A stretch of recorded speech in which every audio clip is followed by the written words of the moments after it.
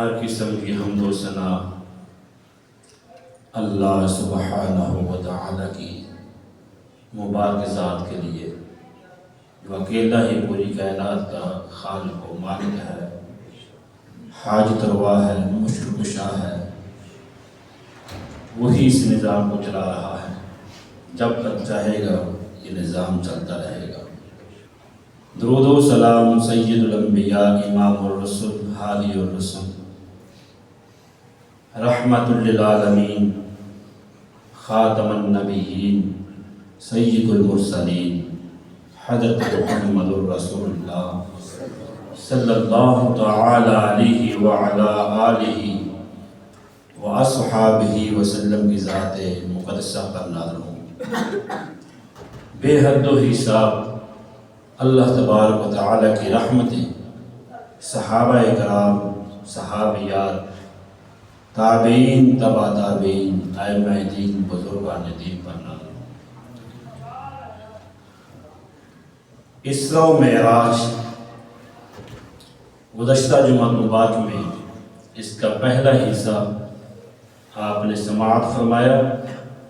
مسجد حرام سے مسجد اقصی تک زمینی سفر اللہ تبارک و تعالی نے جو اپنے محبوب جناب محمد الرسول اللہ صلی اللہ تعالی علیہ وسلم کو اپنی قدرتوں کے ساتھ 1.5 ماہ کا سفر چند ہی لمحوں میں رات کے بڑے ہی مختصر حصے میں یہ سفر کروایا۔ یہ معجزہ ہے، اور اس کے اندر غیبی امور کے بارے میں مشاہدات، مناظر اللہ تبارک و تعالی نے جو نبی رحمت صلی اللہ علیہ وسلم کو دکھلائے، ان پر ہمارا ایمان اور آپ کی تعلیمات جو آپ اس واقعہ میں ہمیں چیزیں بتلائیں اپنی امت کو آگاہ کیا جن چیزوں کے بارے میں، ان تمام باتوں پر ہمارا یقین اور ایمان ہونا بہت ضروری ہے۔ زمینی سفر جو ہے اس کے حوالے سے آپ سن چکے ہیں۔ آج ہم آسمانی سفر کے بارے میں معراج کا دوسرا حصہ جو ہے اس حوالے سے آپ گفتگو سماعت فرمائیں گے۔ نبی کریم صلی اللہ علیہ وسلم نے ارشاد فرمایا، جب میں مسجد اقصی سے باہر نکلنے لگا تو فرماتے ہیں ثم خرجت فجاء جبریل علیہ السلام، جبریل امین علیہ السلام جو سید الملائکہ ہیں وہ آئے بِإِنَاءٍ مِّنْ خَمَرٍ وَإِنَاءٍ مِّن لَبَنٍ، 2 برتن میرے سامنے پیش کرتے ہیں، ایک برتن میں شراب ہے، دوسرے برتن میں دودھ ہے۔ فَاخْتَرْتُ اللَّبَنَ، آپ فرماتے ہیں کہ میں نے دودھ کو پسند فرمایا اور آپ نے دودھ پیا۔ دودھ جو ہے انسان کی فطرت میں ہے، ابتدا ہی سے انسان کو پہلی غذا ہی دنیا میں آتے ہی دودھ دی جاتی ہے۔ شراب چونکہ کئی چیزوں سے تیار کی جاتی ہے، اور شراب پینے کے ساتھ انسان کے مزاج جو ہیں وہ بھی تبدیل ہو جاتے ہیں، عقل پر جو ہے پردہ چھا جاتا ہے، عقل سے انسان کچھ بھی کر سکتا ہے اس حالت میں۔ تو دودھ جو ہے انسان کی یوم پیدائش سے اس کی فطرت میں اللہ تبارک و تعالیٰ نے رکھا ہے، تو آپ صلی اللہ علیہ وسلم نے دودھ کو نوش فرمایا، دودھ پسند فرمایا۔ اس کے بعد آپ فرماتے ہیں ثم انطلقنا حتی اتینا السماء الدنیا، پھر مجھے جبریل امین علیہ السلام لے کر چلے آسمان کی طرف۔ 3 طرح کی حدیث ہے، ایک میں ہے کہ جبریل امین علیہ السلام مجھے آسمان کی طرف لے کر چلے، ایک میں ہے کہ ثم اخذ بیدی کہ میرے ہاتھ کو پکڑا جبریل امین علیہ السلام، پھر بلندیوں کی طرف ہم گئے۔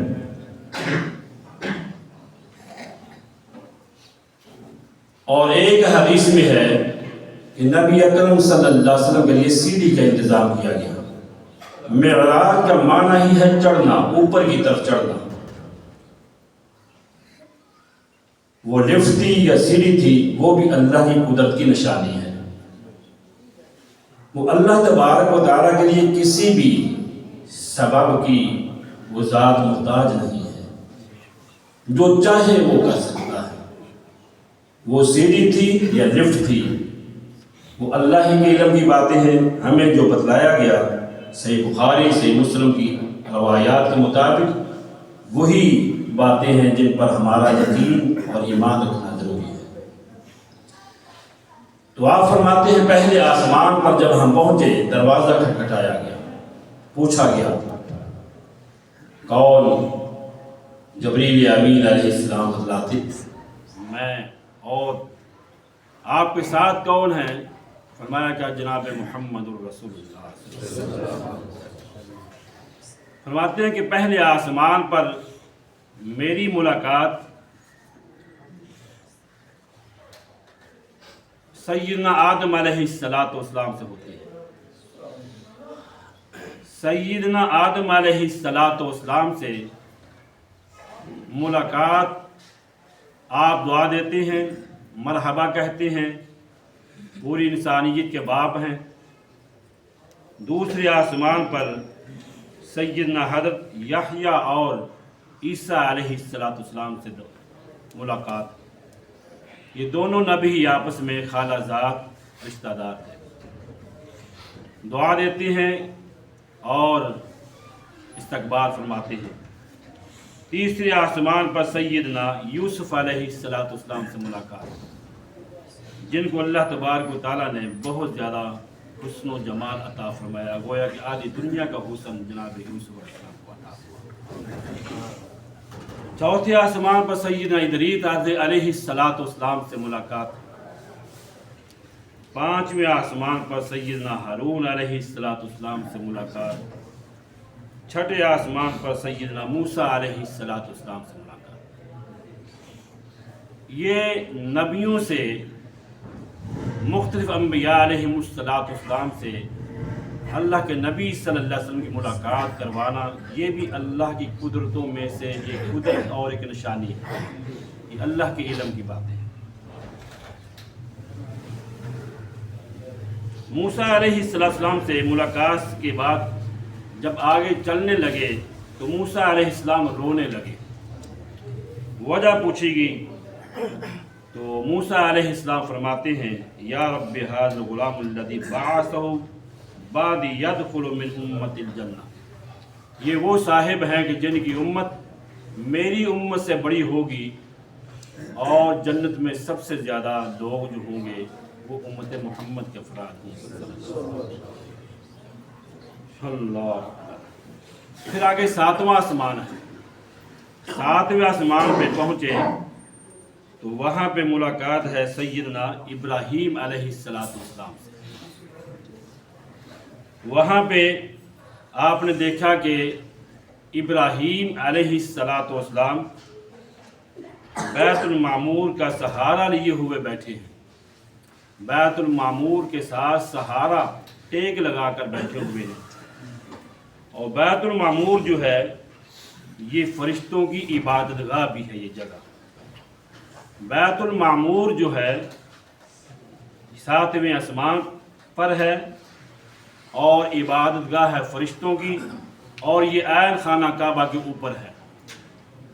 جو زمین پہ عبادت کرنے والوں کا جو قبلہ ہے، عبادت گاہ ہے، وہ خانہ کعبہ ہے، اور اس کے سیم اوپر جو ہے بیت المعمور، وہ فرشتوں کی عبادت گاہ ہے۔ نبی رحمت صلی اللہ علیہ وسلم فرماتے ہیں کہ یہاں پر روزانہ جو ہے 70,000 فرشتے عبادت کے لیے داخل ہوتے ہیں، اور جو آج عبادت کر کے چلے گئے دوبارہ ان کی باری نہیں آنے والی۔ یہاں سے ہی آپ سوچیں کہ اللہ کی عبادت کرنے والوں کی تعداد کس قدر ہے۔ ساری مخلوق اللہ کی عبادت کرتی، تو فرشتوں کی عبادت کا بیت المعمور جو آج آیا دوبارہ اس کی باری نہیں آئے گی بیت المعمور میں شام داخل ہونے کی۔ یہاں پر بھی آپ صلی اللہ علیہ وسلم نے فرمایا کہ جبریل امین علیہ السلام نے مجھے 3 برتن پیش کیے، ایک برتن میں شراب، ایک میں دودھ اور ایک میں شہد تھا۔ تو یہاں پر بھی آپ صلی اللہ علیہ وسلم نے دودھ کو پسند فرمایا، کیونکہ دودھ جو ہے انسان کی فطرت میں ہے، اس کی غذا بھی ہے، اس کا مشروب بھی ہے۔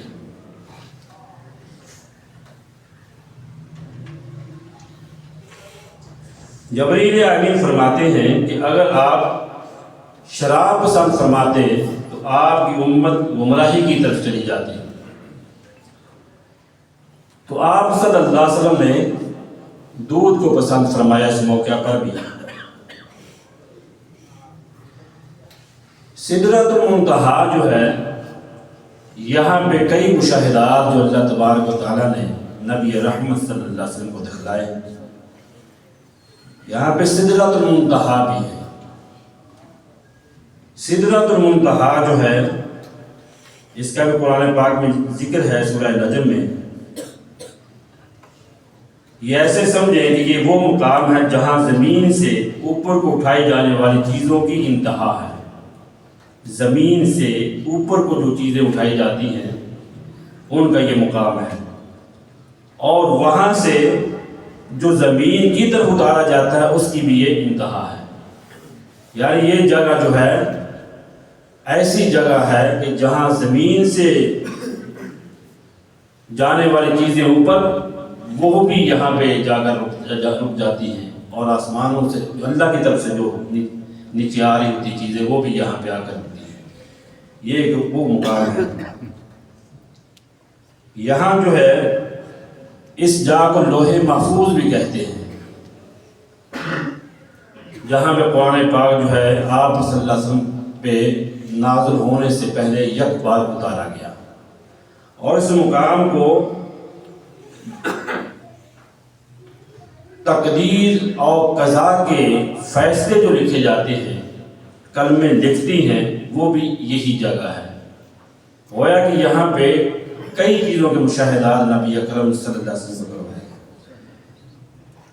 اسی کے بارے میں فرمایا جاتا ہے قرآن پاک میں، اذ یغشی السدرۃ ما یغشی، کہ یہ سونے کی تتلیوں نے انہیں اسے ڈھانپ رکھا ہے۔ اتنی خوبصورت ہے یہ جگہ، یہ مقام کہ جس کا بیان ہی نہیں ہو سکتا۔ تجلیات ربانی کا یہ مرکز ہے۔ اور سدرۃ المنتہا جو ہے، اس کے جو پتے ہیں وہ ہاتھی کے کانوں کی طرح ہیں، اور اس کے پھل جو ہیں وہ ہجر شہر کے جو مٹکے ہیں بڑے بڑے، جس میں کم از کم کئی کلو پانی جو آ جاتا تھا، اس طرح کے بڑے بڑے جو ہے اس کے پھل ہیں۔ سدرہ جو اصل میں یہ بیری کو کہا جاتا ہے، بیری کے درخت کو۔ تو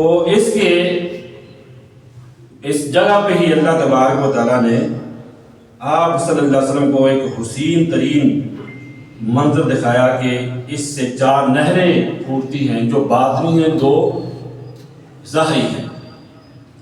باطنی نہریں جو ہیں وہ جنت میں سے آ رہی ہیں، اور ظاہری نہریں فرات اور نیل ہے۔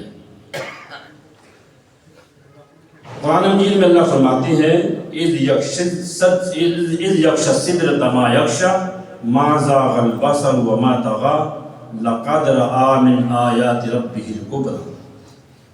انہوں نے اس فرشتہ کو دوسری بار دیکھا، یعنی نبی کریم صلی اللہ علیہ وسلم نے اس مقام پر ہی جبریل امین کو دوسری مرتبہ دیکھا۔ پہلی مرتبہ زمین پہ جب آپ کو بیسط اللہ تبارک تعالیٰ نے نبوت عطا فرمائی اس وقت، اور آج دوسری مرتبہ جبریل امین کو اصل حالت میں دیکھا۔ آپ فرماتے ہیں کہ سدرۃ المنتہا کے پاس، جس کے قریب جنت المأویٰ بھی ہے، اس سدرہ کو وہ چیز ڈھانپ رہی تھی جس نے سب کچھ ڈھانپ رکھا تھا۔ نہ ان کی نگاہ نے خطا کی، نہ حد سے متجاوز ہوئے، اور انہوں نے اپنے رب کی بڑی نشانیاں دیکھی۔ اللہ تبارک و تعالیٰ نے یہاں پر کئی نشانیاں، کئی مشاہدات کروائے۔ آپ فرماتے ہیں جبریل امین کو میں نے یہاں پہ دیکھا، اصل حالت میں تو ان کے 600 पर थे। अल्लाह। तो जबरील अमीन अलैहिस्सलाम को नबी करीम सल्लल्लाहु अलैहि वसल्लम ने 2 बार देखा, एक दफ़ा ज़मीन पे और एक दफ़ा सिदरतुल मुंतहा पर।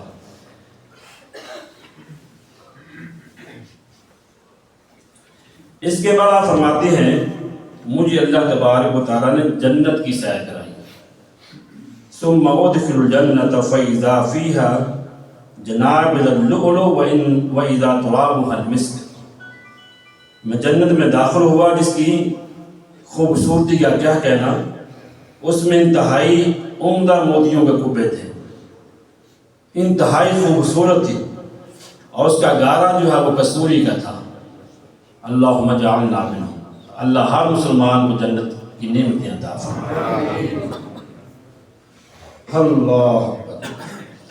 जन्नत की मैं सैर कर रहा था, इसी दौरान एक नहर पे पहुंचा जिसके किनारों पर मोतियों के बड़े बड़े कुब्बे थे। जबरील अमीन ने मुझे कहा कि अल्लाह के नबी सल्लल्लाहु अलैहि वसल्लम यही वो कौसर नहर है जिसका अल्लाह ने आपसे वादा किया है, इन्ना अअतैनाकल कौसर, कि मेरे महबूब क्या हमने आपको हौज़ कौसर अता नहीं फरमाया है। तो नबी करीम सल्लल्लाहु अलैहि वसल्लम को किस तरह अल्लाह ताला खुश कर रहे हैं, किस तरह अल्लाह तबारक व तआला अपने पैगम्बर सल्लल्लाहु अलैहि वसल्लम की तारीफ़ कर रहे हैं और बेशुमार निमतों के मुशाहिदात करवा रहे हैं। यही वो जगह है जो मैंने कहा कि कलमों के चलने की आवाज़ें, जहाँ तकदीर के फैसले लिखे जाते हैं, और यही वो जगह है जिसके बारे में हम लोग इख्तिलाफात का शिकार हुए कि क्या नबी करीम सल्लल्लाहु अलैहि वसल्लम ने यहाँ पर अल्लाह तबारक व तआला को अपनी आंखों से देखा। इसमें पूरी उम्मत का इख्तिलाफ है। एक मसला तो बरहक है कि जिसके ऊपर सबका इत्तिफाक है कि अल्लाह के नबी सल्लल्लाहु अलैहि वसल्लम के अलावा पूरी उम्मत में से किसी ने भी अल्लाह तबारक व तआला को, या पहली उम्मतों में से या पहले अंबिया अलैहिस्सलाम में से किसी ने भी अल्लाह तबारक व तआला को नहीं देखा, दीदार नहीं किया है। लेकिन रसूल अकरम सल्लल्लाहु अलैहि वसल्लम के बारे में इख्तिलाफ पाया गया। कुछ ने कहा कि आप सल्लल्लाहु अलैहि वसल्लम ने इस मुकाम पे अल्लाह तबारक व तआला को देखा, आपका दीदार किया। कुछ ने कहा कि नहीं दीदार किया। दोनों तरफ ही दलाल मौजूद है, लेकिन जो कवी दलाल हैं, जो मजबूत तरीन कुरान और सुन्नत से दलाल हैं, वो हैं कि अल्लाह के नबी सल्लल्लाहु अलैहि वसल्लम ने अल्लाह तबारक व तआला को दुनियावी आंखों से नहीं देखा है। क्योंकि कुरान मजीद में कई आयात हैं, वलक़द रआहु बिल उफ़ुक़िल मुबीन, ये सूरह तकवीर की आयत है। वलक़द रआहु नज़लतन उख़रा, इन आयात से मुराद जबरील आमीन का दीदार है, जो पहले भी आपको बताया गया। और सैयदा आयशा सिद्दीक़ा रज़ी अल्लाह ताला अन्हा से पूछा गया तो उन्होंने कहा था, जिसने ये बात कही कि अल्लाह तबारक व तआला का दीदार किया नबी रहमत सल्लल्लाहु अलैहि वसल्लम अपनी आंखों से, तो उसने अल्लाह पर नबी सल्लल्लाहु अलैहि वसल्लम पे झूठ बोला है। क्योंकि सूरह नाम की आयत है, ला तुदरिकुहुल अब्सार व हुवा युदरिकुल अब्सार व हुवल लतीफुल खबीर, आंखें उसका अदराक नहीं कर सकती और वो निगाहों का पूरा अदराक कर सकता है। यानी दुनियावी आंखें जो अल्लाह का दीदार नहीं कर सकती, अल्लाह ताला तो हर चीज़ को देख रहा है, उसके इल्म में, उसकी बस सिफ्त बसारत जो है उसमें हर चीज़ उसके सामने है। और कुरान पाक की सूरह शूरा की जो आयत है, वमा कान लिबशरिन युकल्लिमुहुल्लाहु इल्ला वहया औ मिन वराइ हिजाब औ युरसिला रसूलन फयुहिय बिही, अल्लाह ताला से मुलाकात का जरिया जो है या तो वही है, जो अल्लाह नबियों को वही के जरिए अल्लाह ताला उनके से हम कलाम होता है। दूसरी बात जो है पर्दे के पीछे है, जहाँ भी अल्लाह ताला के नबी सल्लल्लाहु अलैहि वसल्लम की मुलाकात पर्दों के पीछे है या फिर फरिश्तों के जरिए है। इस सूरह शूरा में अल्लाह ताला तीनों तरीके बतलाए, नबियों के हवाले से, वही के जरिए, पर्दों के पीछे, फरिश्तों के भेज कर पैगाम देना, मुलाकात करना। इसके अलावा नजरों से देखना ये कहीं भी नहीं है। अबू ज़र गफ़ारी रज़ी अल्लाह ताला फरमाते हैं, मैंने अल्लाह के नबी सल्लल्लाहु अलैहि वसल्लम से पूछा کیا آپ نے اللہ تبارک و تعالیٰ کو دیکھا معراج کی رات؟ تو آپ نے فرمایا تھا نور انا اراہ، وہ تو اللہ تو نور ہے، میں نور کو کیسے دیکھ سکتا؟ دنیا میں اگر کسی نے مطالبہ کیا ہے اللہ تعالیٰ کی دیدار کا تو موسیٰ علیہ السلام نے دیدار کا مطالبہ کیا تھا کوہ طور پہ، اللہ میں آپ کو دیکھنا چاہتا ہوں، آپ کا دیدار دیکھنا چاہتا ہوں۔ تو سورہ اعراف میں اللہ تبارک و تعالیٰ نے کہا کہ اے موسیٰ اس پہاڑ کی طرف دیکھو، اگر یہ اپنی جگہ پر قائم رہا تو آپ مجھے دیکھ پائیں گے، اگر یہ اپنی جگہ پہ قائم نہ رہا تو پھر نہیں۔ تو اللہ تبارک و تعالیٰ نے تجلی جب پہاڑ پہ ڈالی تو وہ ریزہ ریزہ ہو گیا اور موسیٰ علیہ السلام بے ہوش ہو کر گر پڑے۔ جب ہوش میں آئے تو کہنے لگے سبحانک، اللہ تو ہر عیب سے پاک ہے، ہر نقص سے پاک ہے، میں تیری ہی طرف رجوع کرتا ہوں، میں پہلا مومن ہوں۔ تو اللہ تبارک و تعالیٰ کو دنیاوی آنکھوں سے کسی نے بھی نہیں دیکھا ہے، یہ بھی قرآن پاک سے ثابت ہے جو موسیٰ علیہ السلام کے واقعہ کی طرف میں نے اشارہ کیا ہے۔ لیکن روز قیامت جو ہے اللہ تبارک و تعالیٰ اہل ایمان کو ضرور اپنا دیدار فرمائیں گے، جو یہ بھی قرآن پاک میں جگہ جگہ اللہ تعالیٰ نے ارشاد فرمایا ہے وجوہ یومئذ ناظرہ الی ربہا ناظرہ، یہ اللہ کی نعمتوں میں سے بہت بڑی نعمت ہے۔ اللہ فرمائیں گے کہ اے جنت میں جانے والوں کیا خوش ہو، جنتی کہیں گے اللہ آپ نے وہ کمی چھوڑی ہی نہیں، ہر نعمت ہمیں عطا فرما دی، ہم خوش ہیں تیری رضا پر۔ اس وقت اللہ تبارک و تعالیٰ جو اہل ایمان کو اپنا دیدار کروائیں گے۔ جب اللہ تبارک و تعالیٰ کا دیدار اہل ایمان جنتی لوگ کریں گے تو جنت کی بے شمار نعمتیں موجود ہونے کے بعد ساری نعمتوں کو پا لینے کے باوجود جنت کی نعمتوں کو بھول جائیں گے اللہ کی نعمت دیدار دے کر۔ اس قدر سب سے بڑی یہ نعمت ہے اللہ کا دیدار جنت کو۔ اللہ ہر مسلمان عقیدہ توحید والوں کو یہ نصیب فرمائے۔ اس وقت ہی اللہ تبارک تعالیٰ فرمائیں گے کہ اے جنتیوں میں تمہارے اوپر راضی، رضا کا سرٹیفکیٹ۔ تو یہ بہت بڑا انعام ہوگا اللہ تبارک و تعالیٰ کی طرف سے اہل ایمان کے لیے۔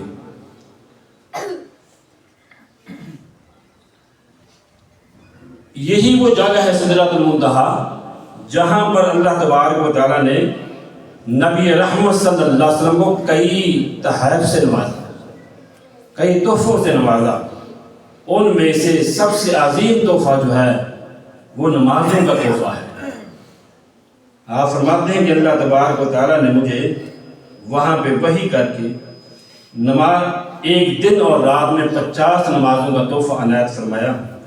جب میں واپس لوٹا تو موسیٰ علیہ السلام سے دوبارہ ملاقات ہوئی، پوچھنے لگے کہ آپ کو اللہ نے کیا دیا ہے؟ میں نے کہا 50 نمازوں کا تحفہ اللہ نے عطا فرمایا۔ فرمایا کہ میں اپنی قوم سے یہ دیکھ چکا ہوں کہ ان کی سستیاں، ان کی کوتاہیاں، غفلتیں، آپ جائیں اللہ تبارک و تعالیٰ سے تخفیف کا سوال کریں۔ تو آپ واپس پڑھتے ہیں، 2 طرح کی حدیث ہیں۔ تو ایک حدیث میں ہے کہ دوبارہ اللہ تبارک و تعالیٰ سے درخواست کی تو 5 نمازیں معاف کر دی گئی، بار بار آتے جاتے 5 کم ہوتے ہوتے 5 نمازیں باقی رہ گئی۔ دوسری حدیث میں 10 نمازیں کم ہوتی چلی گئی اور آخری مرتبہ آپ نے جب درخواست کی تو 5 نمازیں معاف ہوئیں اور 5 نمازیں باقی رہ گئیں۔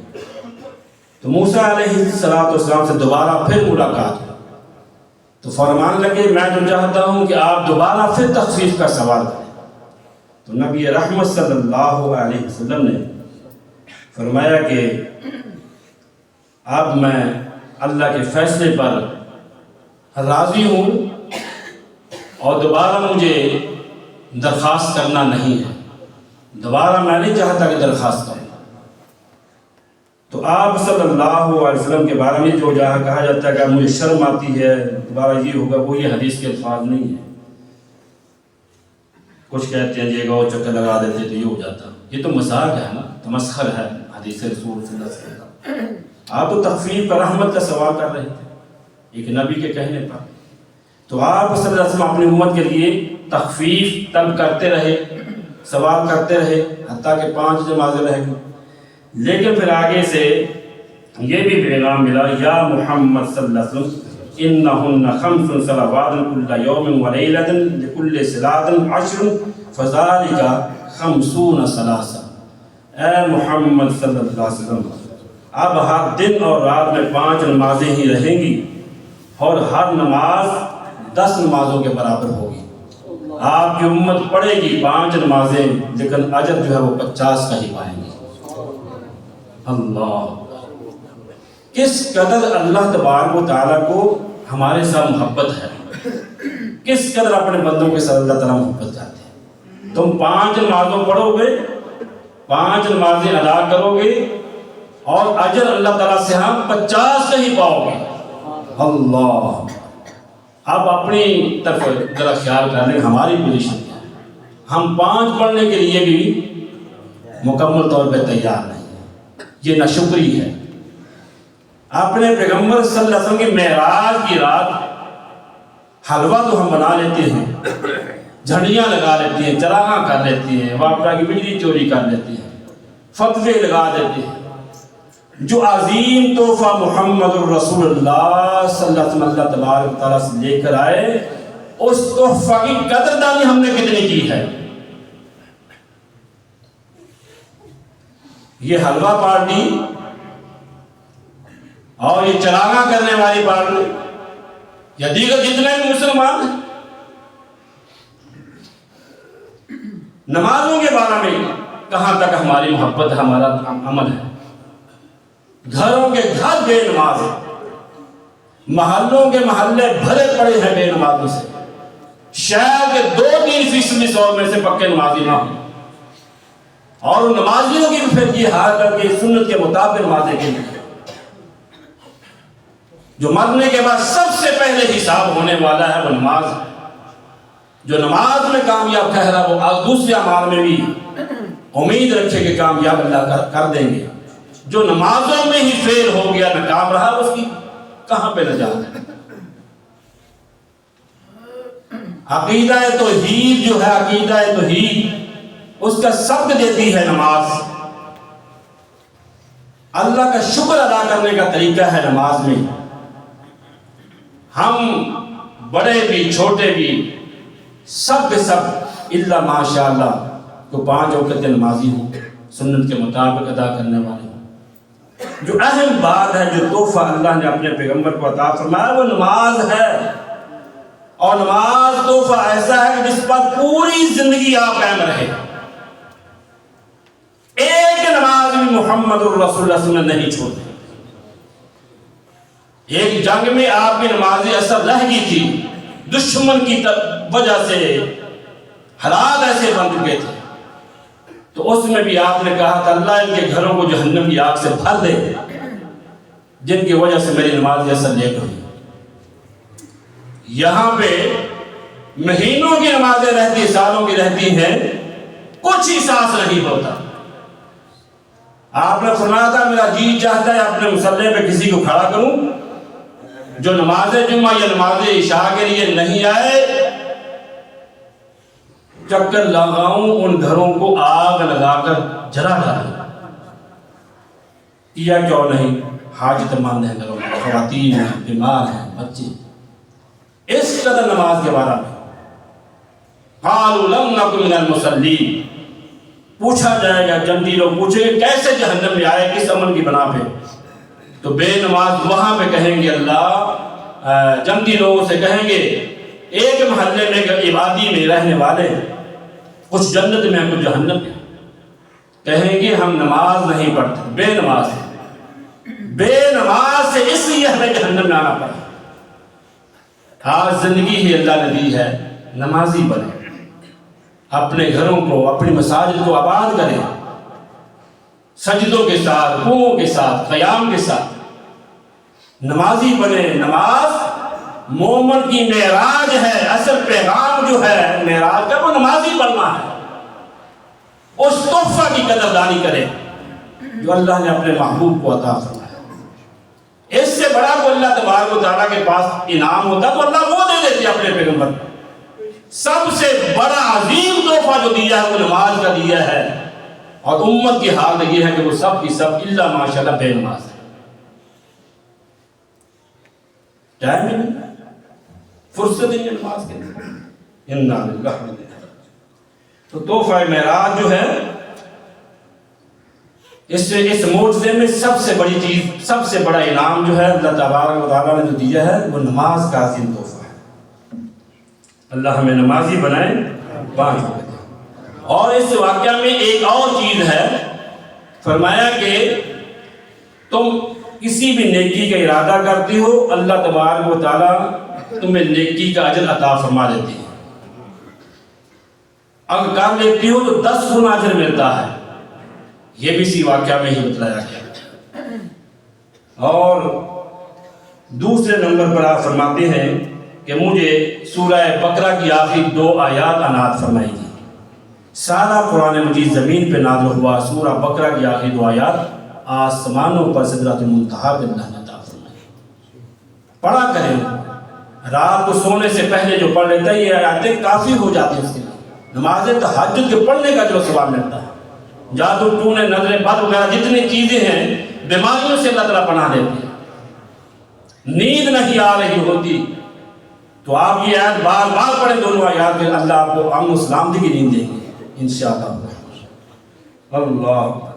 اور تیسری چیز جو اس رات اللہ نے اپنے محبوب صلی اللہ علیہ وسلم کو عنایت فرمائی وہ عقیدہ توحید ہے۔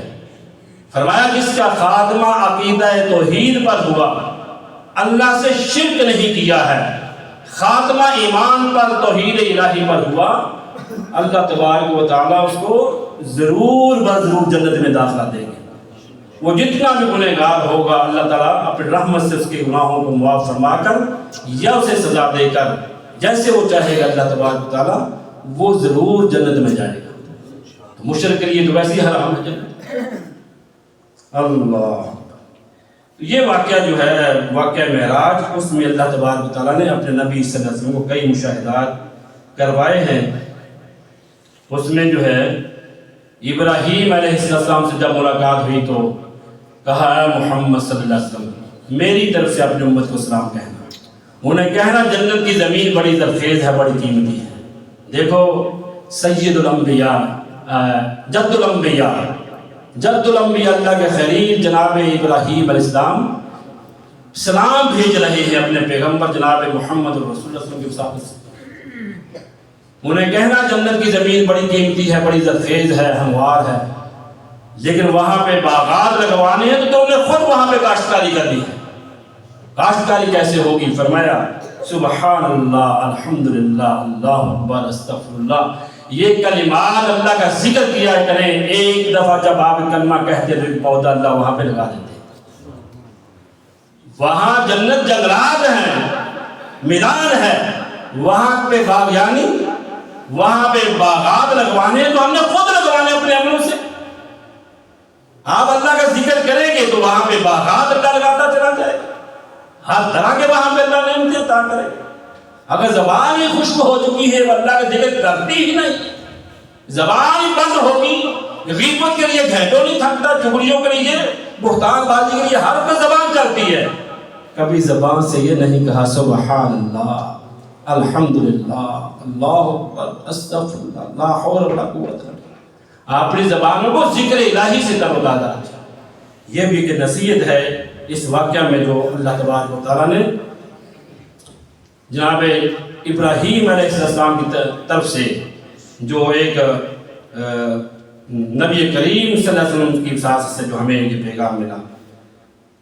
اور آپ فرماتے ہیں کہ وہاں پر مجھے جنت میں ایک اور چیز کا مشاہدہ کروایا گیا۔ میں نے دیکھا کہ ایک آدمی چل رہا ہے، میں نے جبریل امین سے پوچھا جبریل یہ کون ہے؟ کہا یہ جناب بلال ہے رضی اللہ تعالیٰ، زمین پہ چلتے ہیں، ان کی قدموں کی آہٹ جنت میں نسل آ رہا ہے، سبحان اللہ۔ پوچھا جبریل امین جناب بلال رضی اللہ تعالیٰ سے نبی کریم صلی اللہ علیہ وسلم واپس آ کر اس عمل کے بارے میں کون سا عمل کرتا ہے جس کی وجہ سے اللہ نے تمہیں یہ شان، یہ عظمت عطا فرمائی؟ فرماتے ہیں آقا وہ ایسا بڑا عمل تو نہیں، لیکن جب بھی وضو کرتا ہوں تو نفل ادا کرتا ہوں، اس پر میرا عمل ہے ہمیشہ سے۔ وضو کے بعد 2 نفل ادا کرنا بڑا عظیم عمل ہے۔ اس عمل کی بنیاد پر جناب بلال رضی اللہ تعالیٰ کی اتنی شان و عظمت اللہ نے عطا فرمائی کہ جناب بلال زمین پر چلتے ہیں، ان کے قدموں کی راحت اللہ نے جنت میں اپنے محبوب کو سنا دی۔ اللہ اسی طرح فرماتے ہیں کہ جہنم کے مناظر دکھائے گئے، میں نے دیکھا کہ لوگ جو ہیں اللہ اپنے تانبے کے ناخن ہیں اور اپنے چہروں کو نوچ رہے ہیں، سینوں کو نوچ رہے ہیں۔ فرمایا جبریل یہ کون لوگ ہیں؟ کہا یہ وہ لوگ ہیں جو غیبت کرتے تھے، چغلیاں کرتے تھے، اپنے بھائیوں کا گوشت کھاتے تھے۔ ہماری زبانوں کو یہ بڑا چسکا لگ چکا ہے، غیبتیں کرنا، چغلیاں کرنا، ہر وقت برائیاں، ہر وقت برائیاں۔ شاید کوئی مجلس ایسی بات ہو جس میں ہم ایک دوسرے کی غیبت نہ کرتے۔ یہ بہت سنگین جرم ہے، زنا سے بڑا جرم ہے، بدکاری سے بڑا جرم ہے۔ انا للہ۔ فرمایا کچھ لوگوں کو دیکھا کہ وہ آگ کی کینچیوں سے اپنے ہونٹوں کو کاٹ رہے ہیں۔ فرمایا یہ کون لوگ ہیں؟ کہا یہ آپ امت کے علماء حضرات ہیں، جو لوگوں کو حق کی بات کہتے، عمل کی طرف بلاتے، لیکن خود بے عمل تھے، کتاب پڑھتے لیکن خود بے عمل تھے۔ تو اس واقعہ کے اندر بے شمار اور بھی مشاہدات، اسباق اور مناظر ہیں ہمارے لیے بھی ہیں۔ تو اللہ تبارک و تعالیٰ جو سنا ہے اللہ عمل کی توفیق نصیب فرمائے، اور اللہ تبارک و تعالیٰ اس پر مکمل طور پر یقین اور ایمان رکھنا ہم مسلمانوں کا ایمان کا حصہ ہے۔ واقعہ معراج ایک معجزہ ہے، اور اللہ نے اپنی قدرت سے یہ معجزہ اپنے محبوب صلی اللہ علیہ وسلم کو عنایت فرمایا۔ اللہ تعالیٰ ان پہ کروڑوں لا تعداد رحمت نازل فرمائے۔ واقعہ معراج 2 خطبات جمعہ میں انتہائی اختصار کے ساتھ چند باتیں آپ کے سامنے قرآن و سنت کی روشنی میں رکھی۔ کیونکہ رجب کے مہینہ میں لوگوں کے ذہنوں میں یہ بات بیٹھی ہوئی ہے کہ اللہ کے نبی صلی اللہ علیہ وسلم کو یہ معجزہ معراج کے مہینے میں نصیب ہوا۔ تو اس کی تو خیر پکی کوئی دلیل نہیں ہے، لیکن معجزہ اللہ نے عطا فرمایا، اس پر کسی قسم کا کوئی شک و شبہ نہیں ہے۔ ڈیٹ کون سی تھی، کون سا مہینہ تھا، یہ اللہ کی رب کی باتیں ہیں۔ ہجرت سے پہلے ہوا یا بعد میں ہوا، لیکن یہ واقعہ رونما ہوا۔ اللہ تبارک تعالیٰ نے اپنے حبیب صلی اللہ علیہ وسلم کو یہ قدرت کے مناظر دکھلائے اس وقت جب آپ بڑے ہی پریشان تھے۔ آپ کے چچا ابو طالب وفات پا چکے تھے، آپ کی رفیقہ حیات سیدہ خدیجہ الکبریٰ وفات پا چکی تھی۔ تو آپ کی بستی کا سفر کیے ہوئے تھوڑے ہی دن گزرے تھے۔ اس طرح کئی مناظر تھے جن کی وجہ سے آپ صلی اللہ علیہ وسلم انتہائی پریشان تھے، بلکہ اس صاحب کو عام حزن سیرت کی کتابوں میں لکھا گیا ہے۔ تو اللہ تبارک و تعالیٰ نے آپ کو حوصلہ دیا، تسلی دی کہ میرے محبوب زمین والے اگر آپ کو دکھ دے رہے ہیں، غم دے رہے ہیں تو کیوں پریشان ہوتا ہے؟ اللہ نے آسمانوں پہ بلا دیا، سدرۃ المنتہا تک۔ وہاں پہ اللہ تعالیٰ نے جنت کے مناظر دکھائے، جہنم کے مناظر سے مشاہدات دکھلائے، اور کئی واقعات جو ہیں اس معجزے کے ساتھ جڑے ہوئے ہیں، ایسے واقعات جو ہمارے ایمان کا حصہ کہلاتے ہیں۔ اس واقعہ میں نبی کریم صلی اللہ علیہ وسلم کی شق صدر کا واقعہ پیش آیا، جو گزشتہ زمانے آپ نے سنا کہ کلب اطہر کو نکال کر دھویا گیا، دوبارہ پھر اس جگہ پہ رکھا گیا، اور اس وقت اس میڈیکل سائنس شاید وجود میں نہ آئی ہو، یہ دن ترقی نہ پائی، جو کہ آج میڈیکل سائنس بہت دور تک پہنچ چکی ہے۔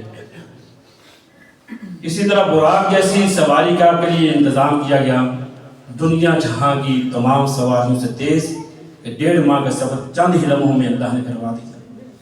پھر آگے سیڑھی کے ذریعے، یہ جبریل کے ذریعے اب اوپر کا آسمانوں کا سفر، یہ بھی ایک اللہ کی قدرت کی نشانی ہے۔ بیت المقدس میں تمام انبیاء کو جمع کرنا اور آپ کی امامت میں ان کا نماز ادا کرنا، یہ بھی ایک اللہ کی قدرت کی نشانی ہے۔ پھر نبیوں کے ساتھ ملاقاتیں مختلف آسمانوں پر، یہ بھی اللہ کی قدرت کا ظہور، اس کی قدرت کی نشانیاں ہیں۔ تو سدرۃ المنتہا جو ہے یہ بہت سے مشاہدات کا ایک مرکز ہے، تجلیات ربانی کا مرکز ہے، جہاں میں کئی چیزیں جو ہے اللہ تعالیٰ نے اپنے پیغمبر صلی اللہ علیہ وسلم کو دکھلائی۔ اسی طرح جو ہے بیت المعمور وہ جگہ جہاں پہ فرشتے کی عبادت کرتے ہیں، جہنم کے مناظر سے آپ کو آگاہ کیا گیا۔ اس طرح کئی ایسے معاملات ہیں جو نبی اکرم صلی اللہ علیہ وسلم کو اصلاحات، مشاہدات اور مناظر دکھلائے گئے۔ جب واپس پلٹے تو واپس آ کر جب اپنی قوم کے سامنے سے واقعہ کو بیان کیا تو قوم ماننے کے لیے تیار نہ ہوئی، کئی اپنے باتیں بتلائیں، لیکن جو کفار مکہ مشرکین مکہ کی طرف سے تمسخر، جناب ابو جہل جو ہے وہ کہنے لگا کہ آج وہ نئی بات آپ بیان کرنے کیا کریں گے؟ تو آپ نے بتلا کہ اس رات اللہ نے مجھے یہ مناظر دکھائے ہیں جنت کی، آسمانوں کی سیر کروائی، وہ نہیں مان رہے تھے، سوالات شروع کر دیے مسجد اقصیٰ کے بارے میں۔ آپ فرماتے ہیں جو وہ پوچھ رہے تھے اللہ نے وہ منظر میرے سامنے کر دیا، میں دیکھ کر بتلاتا رہا۔ جب یہ خبر جناب ابو بکر کے پاس پہنچی کہ تیرے ساتھی نے ایک اور آج خبر دی ہے کہ راتوں رات میں مکہ سے فلسطین مسجد اقصیٰ سے پھر آسمانوں پر سدرۃ المنتہا تک پہنچا وغیرہ ساری چیزیں بیان کی، تو آپ فرماتے ہیں اگر انہوں نے یہ باتیں کی ہیں تو ساری کی ساری سچ ہیں۔ ابو بکر سے صدیق بن گیا رضی اللہ تعالیٰ۔ اگر میرے محبوب نے یہ باتیں کی ہیں تو سب سچ ہیں، کوئی اس کے اندر ایسی بات نہیں۔ میں تو اس سے بھی آگے کی خبروں کی جو تصدیق کرتا ہوں، جو آسمان سے اترتا ہے آپ کہتے ہیں اللہ کی وحی، ہم کہتے ہیں اللہ کی وحی، یہ اللہ نے حلال کیا ہم کہتے ہیں حلال، یہ حرام کیا ہم کہتے ہیں حرام۔ تو اللہ تعالیٰ ہمیں جناب صدیق اکبر رضی اللہ تعالیٰ کی جو سچائی بڑی خوبی سے اپنانے کی توفیق عطا فرمائے۔ اللہ تعالیٰ تمام بیماروں کو صحت کاملہ عاجلہ و نافع عطا فرما دے۔ سبحان ربک رب العزت عما یصفون وسلام علی المرسلین والحمد للہ رب العالمین۔